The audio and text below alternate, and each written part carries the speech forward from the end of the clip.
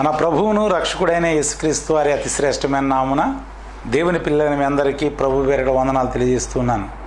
ప్రియ స్నేహితులారా, గత కొద్ది కాలంగా అపోస్తలుడైన పౌలు గారు తిమోతికి రాసిన 2వ పత్రిక 3వ అధ్యాయంలో అంత్య దినములలో అపాయకరమైన కాలంలో కొద్దిమంది మనుషుల యొక్క లక్షణాలను గురించి మనం చర్చించుకుంటున్నాం. ఇప్పటికీ 13 లక్షణాలను మనం చర్చించుకున్నాం. ఈరోజు మనం చర్చించుకోబోయేది అజితేంద్రియులు, ఇన్కాంటినెంట్, ఆపుకోలేని, స్వాధీనంలో లేని లేదా కామాతురత కలిగి ఉన్న ప్రజలు, అంటే తమ యొక్క ఇంద్రియాలను నిగ్రహించుకోలేని వ్యక్తులు అజితేంద్రియులు.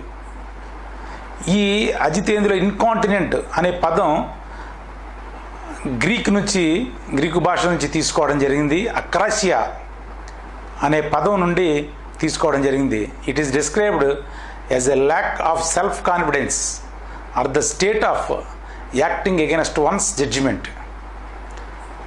సెల్ఫ్ కాన్ఫిడెన్స్ లేకపోవడం, స్వీయ నియంత్రణ లేకపోవడం, తమ యొక్క ఇంద్రియాలను తమకు తాము నిగ్రహించుకోలేని వ్యక్తులు, తమకు ఇష్టం వచ్చినట్లుగా, తమ చిత్తం వచ్చినట్లుగా ప్రవర్తించేవారు. ఎదుటివారికి అపకారం జరుగుతూ ఉన్నా తనకు తాను అపకారం చేసుకోవడానికి కూడా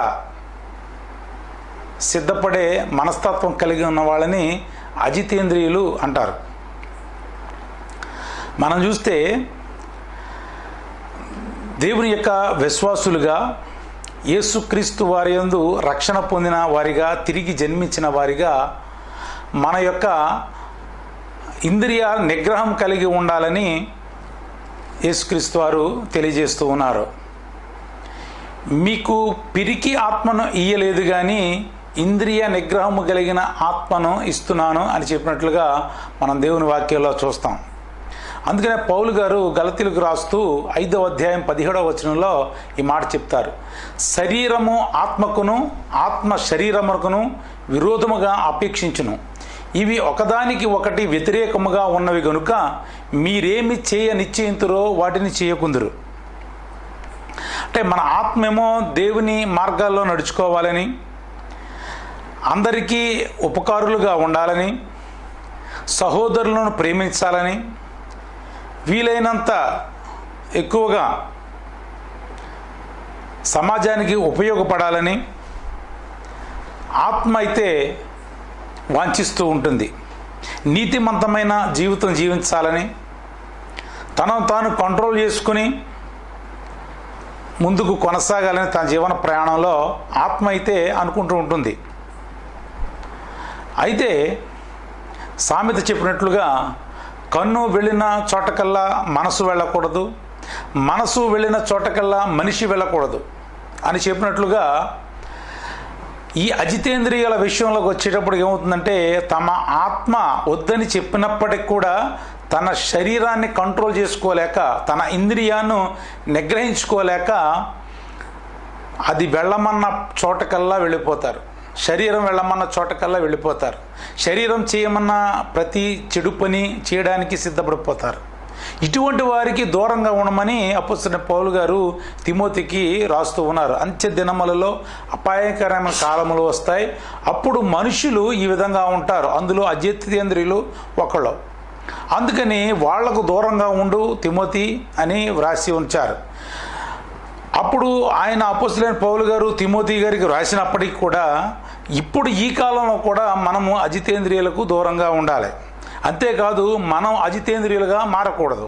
మన ఇంద్రియ నిగ్రహం కలిగి పిరికి ఆత్మ లేకుండా దేవుని వైపు చూస్తూ మనం ముందుకు కొనసాగవలసిన వారమై ఉన్నాం. శరీరం ఆత్మకును, ఆత్మ శరీరముకును విరోధముగా అపేక్షిస్తుంది అంటున్నారు ఆయన. శరీరం ఆత్మకి, ఆత్మ శరీరానికి విరోధంగా అపేక్షిస్తుంది. అందువలన ఇవి ఒకదానికొకటి వ్యతిరేకంగా ఉన్నాయి గనుక మీరేమి చేయనిశ్చితురో అవి చేయలేకపోతున్నారు. పేతురు గారిని, యోహాను గారిని వెంట పెట్టుకుని మరి యేసుక్రీస్తు వారు తన యొక్క చివరి రాత్రి గడపడానికి గెత్సేమనే తోటకి వెళ్ళడం మనకు తెలుసు. అక్కడ మీరు ప్రార్థన చేస్తూ ఉండండి, ఇక్కడ నేను వెళ్ళి ప్రార్థన చేసుకుని వస్తానని కొంచెం దూరం వెళ్ళిన తర్వాత మళ్ళీ వెనక్కి వచ్చేటప్పటికి అందరూ నిద్రపోతూ ఉన్నారు. నిద్రపోతున్న పరిస్థితుల్లో యేసుక్రీస్తు వారు అన్న మాట ఏమిటంటే ఆత్మ సిద్ధమే కానీ శరీరం బలహీనం అంటారు. అందుకని ఆత్మ శరీరానికి, శరీరము ఆత్మకు విరోధంగా అపేక్షిస్తూ ఉంది. కాబట్టి మీరు ఏం చేయాలనుకున్నారో చేయలేకపోతున్నారు.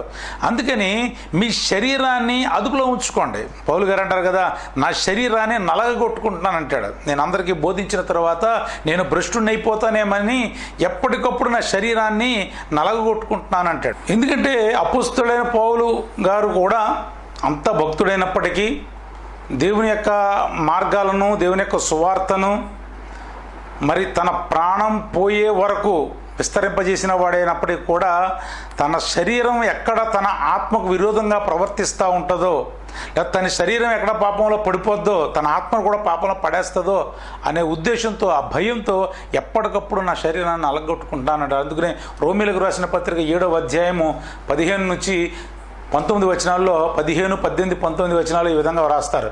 ఏలయనగా నేను చేయనది నేను ఎరుగను, నేను నిశ్చయించినది చేయక ద్వేషించినదియే చేయుచున్నాను. నా యందు అనగా నా శరీరమందు మంచిది ఏదియు నివసింపదని నేను ఎరుగుదును. మేలైనది చేయవలనను కోరిక నాకు కలుగుచున్నది, కానీ దానిని చేయుట నాకు కలుగుటలేదు. నేను చేయగోరు మేలు చేయక చేయగోరని కీడు చేయుచున్నా అంటున్నాడు ఆయన రోమీలకు రాస్తూ. అంటే సాక్షాత్తు నేను ఇంత నలగొట్టబడుతూ ఉన్నా, ఇంత శ్రమ పడుతూ ఉన్నా, ఇంత దైవిక జ్ఞానంతో సువార్త ప్రకటిస్తున్నా, ఇంత చనిపోయిన వారిని లేపుతూ ఉన్నా, అనేక వ్యాధులతో బాధపడుతున్న వారిని స్వస్థపరుస్తూ ఉన్నా, ఏమి చేస్తున్నప్పటికీ కూడా నా శరీరము నా ఆత్మకు విరోధంగానే ప్రవర్తిస్తుంది. అందుకనే నేను చేయనది నేను ఎరగట్లేదు, నేను చేయనిచ్చించినది చేయక ద్వేషించినదే చేయించున్నాను. నా ఆత్మము మంచి చేయమంటుంది, కానీ నేను మాత్రం చెడు చేస్తున్నాను. నా యందు అనగా నా శరీరమందు మంచిది ఏది నివసించదని నాకు తెలుసు. మనం కూడా గుర్తించాలి, మన శరీరమందు మంచిది ఏది నివసించదని మనకు తెలియాలి. కాబట్టి మేలైనది చేయవలన కోరిక నాకు కలుగుతున్నది, కానీ దాన్ని చేయటం నాకు కలుగుట్లేదు అంటాడు పౌలు గారు. నేను చేయగోరు మేలు చేయక చేయగోరని కీడు చేయుచున్నాను. అందుకని మనము ఇంద్రియ నిగ్రహం గల ఆత్మను సంపాదించుకోవడానికి ప్రయత్నించాలి. అందుకని యేసుక్రీస్తు వారు మరి ఈ భూలోకం నుంచి పరలోకానికి ఆరోహణమవుతూ అన్న మాట ఏమిటంటే, ఇదిగో నేను మీకు ఆదరణకర్తను పంపిస్తాను, ఆయన నేను చెప్పినవి ఇంకా బలంగా మీకు చెప్తారు. ఏ విధంగా నడుచుకోవాలో, ఏ విధంగా ఆత్మలో బలంగా ఉండాలో, పరిశుద్ధాత్మ మీ మీదికి వచ్చినప్పుడు మీరు శక్తిని పొందుతారు. అప్పుడు మీ ఆత్మను నిగ్రహం కలిగి ఉండి, ఆత్మ నిగ్రహం కలిగి ఉండి శరీరము చేయాలనుకునే దురాశలు, దుశ్చర్యలు చేయకుండా, దుష్కార్యములు చేయకుండా మీరు చక్కటి పరిస్థితిలో మీరు ఉంటారు అని చెప్పడం జరిగింది. అయితే చివరికి అపొస్తలుడైన పౌలు గారు అంటారు, కొరింథీయులకు రాసిన మొదటి పత్రిక 9వ అధ్యాయం 26వ వచనంలో, కాబట్టి నేను గురి చూడని వాని వలె పరిగెత్తువాడను కాను, గురి చూడని వాని వలె పరిగెత్తువాడను కాను. ఎందుకంటే నేను నా శరీరము నా ఆత్మకు విరోధమని తెలుసు, నా శరీరము ఆత్మకు విరోధంగా ఆలోచిస్తుందని తెలుసు, ఆశిస్తుందని తెలుసు. అందుకనే ఒక్కొక్కసారి నేను ఆత్మకు విరోధంగా ప్రవర్తిస్తూ ఉన్నాను కూడా. అయితే నేను మాత్రం గురి చూడని వాని వలె పరిగెత్తట్లేదు, నేను గురి యొద్దకే పరిగెడుతున్నాను అంటారు. ఎవరైతే ఇంద్రియ నిగ్రహం లేని ఆత్మను కలిగి ఉంటారో, అజితేంద్రియులుగా ఉంటారో, వారు ఎట్టి పరిస్థితుల్లోనూ దేవుని రాజ్యానికి వారసులు కారు. వారు ఎట్టి పరిస్థితుల్లోనూ దేవుని రాజ్యంలోకి ప్రవేశం లేదు. ఎందుకంటే సామెతల గ్రంథం 25వ అధ్యాయం 28వ వచనంలో చెప్పబడినట్లుగా, ప్రాకారము లేక పాడైపోయిన పురము ఎంతో తన మనస్సును అణుచుకొనలేని వాడును అంతే. ప్రాకారము లేక పాడైన పురము ఎంతో తన మనస్సును అణచుకొనలేని వాడును అంతే. తన మనస్సును అదుపులో తెచ్చుకోలేని వాడు, తన ఆత్మను అదుపులోకి తెచ్చుకోలేని వాడు. ప్రాకారం లేక ఎలాగైతే పాడైపోద్దో ఒక పురం, ఏదైనా పట్టణానికి ప్రాకారం లేకుండా, ఏదైనా ఒక రాజ్యానికి ప్రాకారం లేకుండా ఉంటే ఏ విధంగా పాడైపోద్దో, శత్రువుల చేత ఏ విధంగా ఛేదించబడి ఆక్రమించబడుతుందో, ఆ విధంగానే అపవాది కూడా నీ యొక్క ఆత్మను ఛేదించి దాన్ని స్వాధీనపరుచుకుంటాడు. అందుకనే ప్రాకారం లేక పాడైపోయిన పట్టణం ఎంతో తన మనస్సును అదుపు చేసుకోలేని వాడు కూడా అంతే, ఆ విధంగానే నాశనం అయిపోతాడు అని చెప్తారు మరి సొలొమోను రాజు గారు సామెతల గ్రంథంలో. నెహెమ్యా గారు కూడా 1వ అధ్యాయము 3వ వచనంలో రాయబడిన మాట, వారు చెరపట్టబడిన వారిలో శేషించిన వారు ఆ దేశములో బహుగా శ్రమను నిందను పొందుచున్నారు, మరియు యెరూషలేము యొక్క ప్రాకారము పడద్రోయబడినది, దాని గుమ్మములను అగ్ని చేత కాల్చబడినవని నాతో చెప్పిరి అంటున్నాడు. ఇది ప్రాకారం ఎప్పుడైతే పడిపోయిందో దాని గుమ్మములు అగ్ని చేత కాల్చబడిపోయినాయి. అందరూ అందులో ఉన్న వాళ్ళందరూ శ్రమ పాలైపోయారు. కాబట్టి ప్రియ స్నేహితులారా, మన మనస్సును మన ఆత్మను మన అదుపులో ఉంచుకోవాలి, మన ఇంద్రియాలను మన అదుపులో ఉంచుకోవాలి. ఇంద్రియ నిగ్రహము కలిగిన ఆత్మను మనం సంపాదించుకోవడానికి ప్రయత్నించాలి. క్రైస్తవ విశ్వాసులుగా, క్రీస్తు బిడ్డలుగా, తిరిగి జన్మించిన వారిగా మనం ఏం చేయాలంటే ఇంద్రియ నిగ్రహము కలిగినటువంటి ఆత్మను సంపాదించుకోవడానికి ప్రయత్నించి శరీర దురాశల వైపు ఏడవబడకుండా, శరీరముచే ప్రేరేపించబడకుండా, ప్రాకారం లేని పట్టణం వలె పాడైపోకుండా మనల్ని మనం బలపరుచుకుని ఫలవంతమైన జీవితము జీవించాలని మరి దేవుడు కోరుకుంటూ ఉన్నాడు. ఈ దినాల్లో మరి ఎందుకు అజితేంద్రియులుగా మారిపోతూ ఉన్నారు? ఎందుకు తమను ఇంద్రియ నిగ్రహం లేని ఆత్మలను కలిగి ఉంటున్నారు క్రైస్తవులైన పిల్లలు కూడా? ఎందుకంటే చాలామంది అబద్ధ ప్రవక్తలు బయలుదేరిపోయారు. వారు చెప్పే ప్రసంగాలు ఎలా ఉంటున్నాయంటే, వారు చెప్పే మెసేజ్ ఎలా ఉంటుందంటే షుగర్ కోటెడ్ మెసేజెస్. యేసును నమ్ముకో, యేసును నమ్ముకుంటే నీకు అన్ని శుభాలే, యేసును నమ్ముకో, యేసును నమ్ముకుంటే నీకన్నీ ఆశీర్వాదాలే, యేసును నమ్ముకో, యేసును నమ్ముకుంటే రక్షణ పొందితే నీకన్నీ దీవెనలే, నీవు అద్భుతమైన జీవితాన్ని అనుభవిస్తావు అని చెబుతున్నారు. కానీ అసలు యేసును ఎందుకు నమ్ముకోవాలి, మరణాంతర జీవితం కోసం నమ్ముకోవాలి అనే విషయాన్ని స్పష్టంగా చెప్పలేకపోతా ఉన్నారు. ఈ భూలోక ఆశీర్వాదాల గురించి వాళ్ళు ప్రోత్సహిస్తూ ఉన్నారు తప్పితే అబద్ధ ప్రవక్తలు బయలుదేరిపోయి అసలు మరణాంతర జీవితం కోసం మనం యేసయ్యను నమ్ముకోవాలి, యేసయ్యలో మనము తిరిగి జన్మించాలి అని చెప్పలేకపోతా ఉన్నారు. మత్తయి సువార్త 7వ అధ్యాయం 15వ వచనంలో అంటాడు, అబద్ధ ప్రవక్తలను గురించి జాగ్రత్త పడి, వారు గొర్రెల చర్మం వేసుకొని మీ వద్దకు వత్తురు, కానీ లోపల వారు క్రూరమైన తోడేళ్ళు. అందుకని సరైన సువార్త అందుకోలేని క్రైస్తవ విశ్వాసులైన పిల్లలు కూడా వారు అజితేంద్రియులుగా మారిపోతారు. తమకు తాము తమ ఇంద్రియాలను నిగ్రహించుకోలేక లోకాశల వైపు ఏడవబడతా ఉన్నారు ఈ అబద్ధ ప్రవక్తల వలన. అయితే క్రైస్తవ పిల్లలుగా మనం ఎలా ఉండాలి అంటే మరి ఆత్మలో బలంగా ఉండాలి. శరీరం కృషించిపోతున్నా సరే, శరీరం పాడైపోతున్నా సరే, యోబు గారిని మనం చూసినప్పుడు చక్కటి ఉదాహరణగా ఉంటుంది. ఆయన శరీరము కృషించిపోతున్నప్పటికీ, నశించిపోతున్నప్పటికీ, చావుకు దగ్గరైపోతున్నప్పటికీ, అందరి చేత ఎసరించబడుతున్నప్పటికీ కూడా ఆయన అంటున్న మాట, నేను యెహోవాను దూషించను.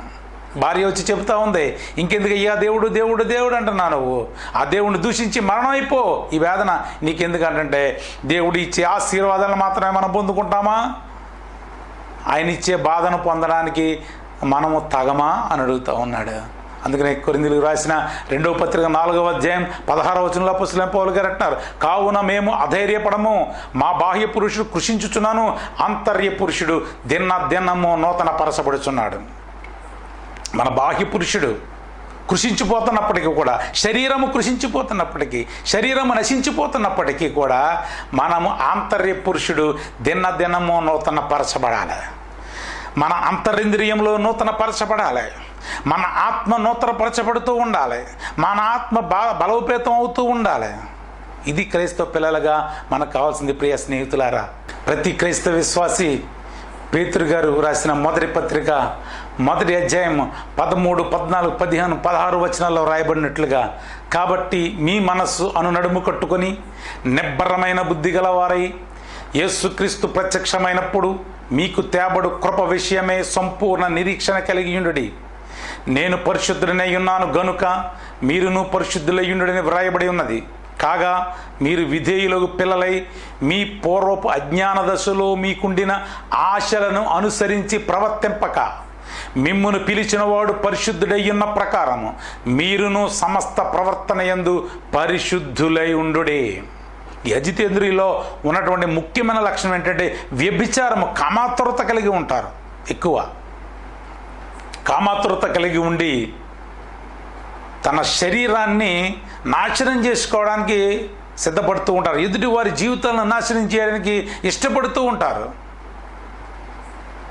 అయితే పౌలు గారు చెబుతూ ఉన్నారు, మీ మనస్సు అను నడుము కట్టుకొని నిబ్బరమైన బుద్ధి గలవారే యేసుక్రీస్తు ప్రత్యక్షమైనప్పుడు మీకు తేబడు కృప విషయమే సంపూర్ణ నిరీక్షణ కలిగి ఉండాలి. యేసుక్రీస్తు వారు ప్రత్యక్షమైనప్పుడు మనము నిబ్బర బుద్ధి గలవాళ్ళమే ఉండి ఆయన కృపను పొందుకోవడానికి నిరీక్షణ కలిగి ఉండాలన్నాడు. యేసుక్రీస్తు వారు చెప్పినట్లుగా నేను పరిశుద్ధుడనై ఉన్నాను గనుక మీరు కూడా పరిశుద్ధులై ఉండండి. వ్యభిచారం వైపు, కామాతురత వైపు వెళ్ళకండి. మీరు ఎప్పుడైతే మీ ఇంద్రియాలని గెలవగలుగుతారో, మీ ఇంద్రియ నిగ్రహ శక్తిని పెంపొందించుకుంటారో, అప్పుడు మీరు పరిశుద్ధులుగా ఉండగలుగుతారు. కాగా మీరు విధేయులకు పిల్లలై మీ పూర్వపు అజ్ఞాన దశలో మీకుండిన ఆశలను అనుసరించి ప్రవర్తింపక అన్యులుగా ఉన్నాం, విగ్రహారాధనలో ఉన్నాం, రక్షించబడలేదు, తిరిగి జన్మించలేదు, యేసయ్య ఎవరంటే తెలియదు. ఆ అజ్ఞాన దశలో ప్రవర్తించినట్లుగా మనం ప్రవర్తించొద్దు అన్నారు. మిమ్మును పిలిచిన వాడు పరిశుద్ధులే ఉన్న ప్రకారము మీరును పరిశుద్ధులే ఉండండి అని చెబుతున్నాడు. క్రైస్తవ పిల్లలుగా, విశ్వాసులుగా, తిరిగి జన్మించిన వారుగా మనం చేయవలసిన పని ఇది. పరిశుద్ధులుగా ఉండాలి, ఇంద్రియ నిగ్రహం కలిగి ఉండాలి. ప్రియ స్నేహితులారా, పైనున్న వాటి మీదే కానీ భూ సంబంధమైన వాటి మీద మనస్సు పెట్టుకోకుండా ఉండాలి. కొలసీలకు రాసిన పత్రిక 3వ అధ్యాయం 2వ వచనంలో చెప్పబడినట్లుగా పైనున్న వాటి మీదే కానీ భూ సంబంధమైన వాటి మీద మనస్సు పెట్టుకోకూడదు. అటువంటి మనస్సు, అటువంటి ఇంద్రియ నిగ్రహం కలిగిన శక్తి మనం సంపాదించాలని కోరుకుంటున్నాడు. అంతేకాదు అపోస్తలుడైన పౌలు గారు కొరింథీయులకు రాసిన మొదటి పత్రిక 15వ అధ్యాయం 33-34 వచనాలు చెప్పినట్లుగా మోసపోకుడి, దుష్ట సాంగత్యము మంచి నడవడిని చెరుపును. నీ స్నేహితుడు ఎలా ఉన్నాడో చూడాలి. నీ స్నేహితుడు ఎవరో చెప్పు, నీవెవరో నేను చెప్తాను అన్నట్లుగా దుష్ట సాంగత్యము మంచి నడవని చెరుపుతాను. నువ్వు చాలా మంచివాడివి ఉండొచ్చు, కానీ నీవు ఎవరితో స్నేహం చేస్తున్నావో వారిని బట్టి నీ నడవడి చెడిపోతుంది, నీ నిగ్రహము చెడిపోతుంది.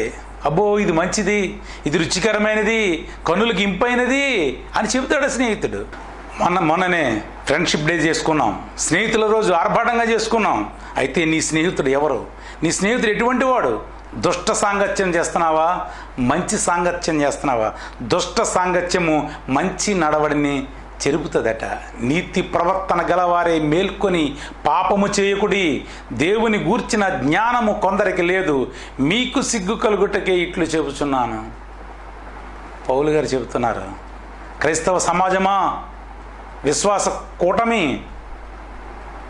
అని చెబుతున్నాడు. నీతి ప్రవర్తన గలవారే మేల్కొనండి, పాపము చేయకండి, దేవుని గూర్చిన జ్ఞానము కొందరికి లేదు. నిజంగా క్రైస్తవుడు అంటున్నాం, తిరిగి జన్మించానంటున్నాం, నేను క్రీస్తును అనుసరించి నడుస్తున్నానంటున్నాం, యేసే దేవుడని ప్రకటిస్తున్నామంటున్నాం. కానీ ఆయనను గూర్చినటువంటి జ్ఞానము మనలో కొంతమందికి లేదట. అందువలనే మనము ఇంద్రియ నిగ్రహము లేని ఆత్మలను కలిగి ఉన్నాం. కొద్దిమంది ఇంద్రియ నిగ్రహం లేక అజితేంద్రియులుగా ఉండి తమ శరీరాలను పాడు చేసుకోవడమే కాదు, తమ ఆత్మను కూడా పాపంలోకి తోసేస్తూ ఉన్నారు. కాబట్టి ముందుగా చెప్పినట్లు గలతీయులకు రాసిన పత్రికలో శరీరం ఆత్మకును, ఆత్మ శరీరమును విరోధంగా ఆపేక్షిస్తుంది. కాబట్టి మీరు శరీరం చొప్పున నడవకండి. 16వ వచనంలో గలతీయులకు రాసిన పత్రిక 5వ అధ్యాయం 16వ వచనంలో చెప్తున్నాడు, నేను చెప్పున్నది ఏమనగా ఆత్మానుసారముగా నడుచుకునుడి, అప్పుడు మీరు శరీరేచ్ఛను నెరవేర్చరు. హల్లెలూయా. ప్రియ స్నేహితులారా, మనము పరిశుద్ధాత్మ పూర్ణులైనప్పుడు మనలో ఉన్న పరిశుద్ధాత్ముడు ఏం చెప్తా ఉంటాడంటే ఇది మంచిది, ఇది మంచిది కాదు, ఇది చెడ్డది, ఇది మంచిది అని చెబుతూ ఉంటాడు. మనం చేస్తున్న పని, మనం ఆలోచిస్తున్న తీరు ఆయన అదుపులో మనం ఉంచినప్పుడు, ఆయన చేతిలోకి మనం వెళ్ళినప్పుడు, ఆయన ఇష్ట ప్రకారం మనం నడుస్తున్నప్పుడు ఆయన ఏమంటాడంటే ఆత్మానుసారంగా మనం నడుచుకోవాలి. ఆయన చెప్పినట్లుగా మనం నడుచుకుంటే శరీరేచ్ఛను నెరవేర్చాం, అజితేంద్రియం అవ్వం. మనం అప్పుడు మన ఇంద్రియ నిగ్రహం కలిగినటువంటి ఆత్మను కలిగి ఉంటాం. పరిశుద్ధాత్ముడు ఎప్పుడైతే ఏం చెప్పాడో, ఏ నడవడిలో నడవమన్నాడో, ఏ మార్గంలో మనం వెళ్ళేటప్పుడు ఏమి చేయమంటున్నాడో దాన్ని మనం అనుసరిస్తే గనక శరీరేచ్ఛను నెరవేర్చం.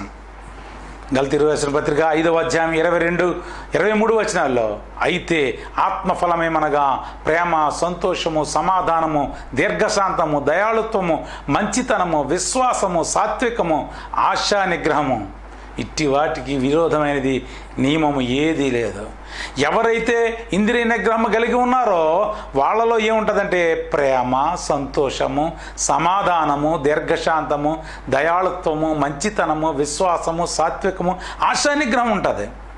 ఎవరైతే అజితేంద్రియులుగా ఉన్నారో వాళ్ళలో ఈ లక్షణాలు ఏమీ ఉండవు. ప్రేమ ఉండదు, సంతోషం ఉండదు, సమాధానం ఉండదు, దీర్ఘశాంతం ఉండదు, దయాళుత్వం ఉండదు, మంచితనం ఉండదు, విశ్వాసం ఉండదు, సాత్వికం ఉండదు, ఆశా నిగ్రహం ఉండదు. వాళ్ళ శరీర దురాశల చేత వాళ్ళు మరులు గొల్పబడి ఏడవబడి సాతాను యొక్క చిక్కుల్లో పడిపోతారో వారు ఎప్పటికీ నీ పరలోక ప్రవేశం లేదు. ప్రియ స్నేహితులారా, క్రైస్తవ విశ్వాస సమూహమా, ఈ సందర్భంగా నేను చెప్తున్నటువంటి మాట అపోస్తులైన పౌలు గారు చెప్పినట్లుగా శరీరము ఆత్మకును, ఆత్మ శరీరముగాను విరోధంగా ప్రవర్తిస్తుంది. కాబట్టి మనమైతే ఆత్మ అనుసారంగా నడుచుకుని శరీరేచ్ఛను నెరవేర్చక చక్కటి ప్రేమ, సంతోషం, సమాధానం, దీర్ఘశాంతం, విశ్వాసము ఇవన్నీ కలిగి ఉండి ఇంద్రియ నిగ్రహం కలిగిన ఆత్మను సంపాదించుకొని దేవుని రాజ్యానికి వారసులు కావాలని, ఒకవేళ మన ప్రయాణం చేస్తున్నటువంటి మార్గంలో స్నేహితుల రూపంలో కానీ, బంధువుల రూపంలో కానీ, ఇంకో రూపంలో కానీ ఎవరైనా అజితేంద్రియులు మనకు ఎదురొస్తే, దుష్టులు సాంగత్యం కనుక చేయవలసి వస్తే వెళ్లకుండా వాళ్ళకు దూరంగా ఉండి చక్కగా దేవుని యొక్క రాజ్యానికి వారసులు కావాలని కోరుకుంటూ ఈ కొద్ది మాటల్లో మనం నందు మహాపరిశుద్ధుడైన మా దేవా నీకు స్తోత్రాలు చెల్లిస్తున్నాం తండ్రి. నాయనా, గత కొంతకాలంగా మరి అపోస్తుల పౌలు గారు చెప్పినటువంటి ఈ యొక్క అంచె దినములో, అపాయకరమైన కాలంలో మనుషుల యొక్క లక్షణాల గురించి చర్చిస్తూ ఉన్నాం. ఈరోజు అజితేంద్రియుల గురించి చర్చించుకున్నాం తండ్రి. పౌలు గారు చెప్పినట్లుగా నాయన శరీరం ఆత్మకును, ఆత్మ శరీరముకు విరోధంగా ప్రవర్తిస్తుంది అని చెప్పారు తండ్రి. నాయన మరి మేము శరీరేచ్ఛలు నెరవేర్చేవారిగా కాకుండా ఇంద్రియ నిగ్రహం కలిగినటువంటి ఆ ఆత్మలను కలిగి ఉండి తండ్రి నాయన ఆత్మ ఫలాలు పొందుకోవడానికి కృప చూపించండి నాయన. ఆత్మానుసారంగా మేము శరీరేచ్ఛలను జయించడానికి కృప చూపించండి. ఎట్టకేలకు తండ్రి నాయన నీవు ప్రత్యక్షమైనప్పుడు తండ్రి మేము నీతిగా నియమనిష్టలతో నాయన తండ్రి నాయన నీ దగ్గర నిలబడి తండ్రి నాయన పరలోక రాజ్యాన్ని సంపాదించుకోవడానికి, స్వతంత్రించుకోవడానికి కృప చూపించమని మా ప్రియుడును రక్షకుడైన యేసయ్య పేరట ప్రార్థించి మనవి చేసుకొని పొందుకుని ఉన్నామని నమ్ముచున్నాము పరమ తండ్రి. Amen. Amen. Praise the lord.